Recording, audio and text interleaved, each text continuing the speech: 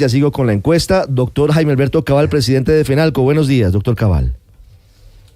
Muy buenos días, Ricardo. Un saludo para todos ustedes allá en Blue Radio. Nos cogió preguntándonos por la carta del Niño Dios y no quiero evitar preguntarle, ¿ya tiene su carta al Niño Dios? Sensatez y concordia y armonía en este país que tanto nos falta.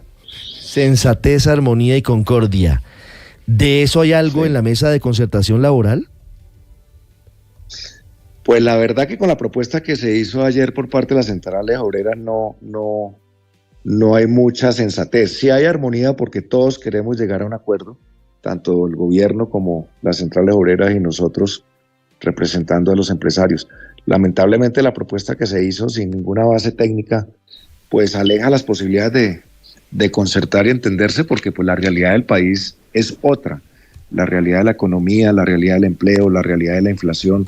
O sea que el palo no está para cucharas en esta oportunidad y creemos que hay que hacer un acuerdo muy sensato y muy prudente acorde a lo que está pasando en Colombia y en la economía.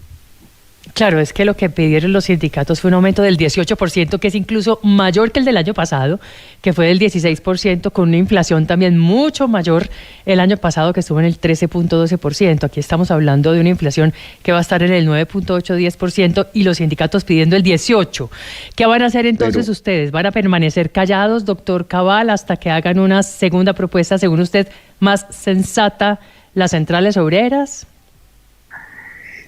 Muy buena reflexión esa, pero las cifras son más exactas. El año pasado la inflación fue el 13-12 y el incremento y la productividad fue más dos puntos y el salario fue de 16. En este año el Banco de la República ayer corrigió, la inflación va a cerrar entre el 9.2 y 9.4 y la productividad es -1. O sea que la realidad es totalmente distinta y proponen el 18% sin ninguna sustentación metodológica, sino supuestamente cobrando deudas del pasado que no existen.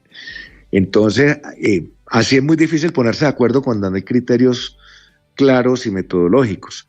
Y la realidad es otra. Mire que el segundo trimestre la economía decreció el -0.3%, pero es que la industria decreció en -8%, el comercio creció -3.5%, la construcción -7%.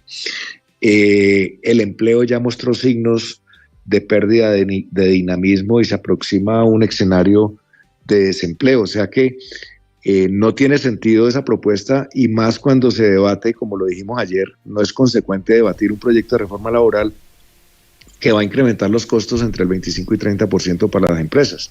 Entonces, ¿a qué escenario de costos laborales nos vamos a enfrentar el año entrante con este tipo de propuestas? Pues esa es la situación, esa es la gran preocupación. Nosotros creemos que el salario debe recuperar el poder adquisitivo, sí, pero tampoco debe exceder para que Colombia y las empresas pierdan competitividad y haya más informalidad y más desempleo. ¿Pero rechazarían ustedes un aumento del salario mínimo de 2 dígitos? Dado las nuevas proyecciones de inflación. Es que los 2 dígitos, si uno baja del 18 puede llegar hasta el 10. Yo creo que hay que ponerse de acuerdo en qué productividad vamos a utilizar. Mirar que la inflación el año entrante, según el Banco de la República, va a ser el 4%. Luego, con un incremento, pongámoslo entre un rango del 9.5 y el 10.5, pues ya se ha recuperado el poder adquisitivo. Pero doctor Cabal, y pues ustedes tendrán sus razones para criticar la propuesta del otro lado, de su contraparte, pero ¿por qué ustedes no han presentado una propuesta? ¿Por qué no han llegado con una cifra, con la que sea, el 8, 9, 10, el 5, cualquiera que sea, como para empezar? Que una puja no va a tener ningún sentido. En cambio, si colocamos frente a esa propuesta del 18%, ¿por qué no es viable y por qué se debe trabajar con otras metodologías técnicas con base en la situación y pedir que reconsideren la propuesta del 18? Eso nos podría acercar, y para eso la idea es que podamos hacer diálogos bilaterales, sí, que permitan buscar un acercamiento. Si lanzamos una cifra o la hubiéramos lanzado ayer, seguramente las posibilidades de acercarnos eran mínimas. Sí, mire, doctor Cabal, cuando hay un diálogo y las posiciones están distantes, sobre todo siempre en la mesa de concertación, hay amables componedores. Entonces alguien que dice, venga, sentémonos, venga, miremos qué puede ceder usted, señor grupo de empresarios, qué puede ceder usted, señor grupo de trabajadores. Hoy, ¿ese papel lo está cumpliendo de manera adecuada en su opinión la ministra de Trabajo? Yo creo que ella ha mostrado un esfuerzo importante de querer concertar y es consciente que al país y al propio gobierno le conviene una concertación. Ya ella se sentó con nosotros, les pusimos nuestros puntos de vista. Espero que se haya sentado con las centrales obreras y de pronto ella es buena negociadora. Lo que pasa es que a veces se molesta mucho cuando se le plantean las cosas como la inconveniencia de una reforma laboral. ¿Usted negoció con ella? ¿Usted negoció con ella siendo sindicalista en algún momento? Pues en algún momento nos encontramos en escenarios y obviamente siempre ha tenido muy buenas maneras de manejar las cosas. Yo creo que en manos de ella está la posibilidad de que recapaciten las centrales obreras, porque en el diálogo que tuvimos con ella sabe que una propuesta por fuera de la situación actual tan complicada que estamos viviendo pues es una propuesta inviable. O sea que esperemos que ella logre hacer recapacitar a las centrales obreras, dado que ella viene de ese sector. Pero le quiero decir una cosa más que a veces el país no ha tenido en cuenta. El costo fiscal para el Estado, porque obviamente el Estado es un gran empleador, de un punto por encima de la inflación, significa 1.5 billones de pesos.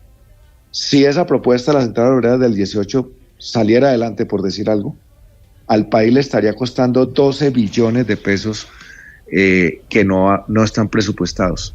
O sea que, vuelvo y digo, ni por el lado del sector privado, ni por el lado del sector público, es una propuesta razonable y el llamado que yo les hago a los compañeros de las centrales obreras es que recapaciten y tengan sensatez para poder llegar a un acuerdo. Sí.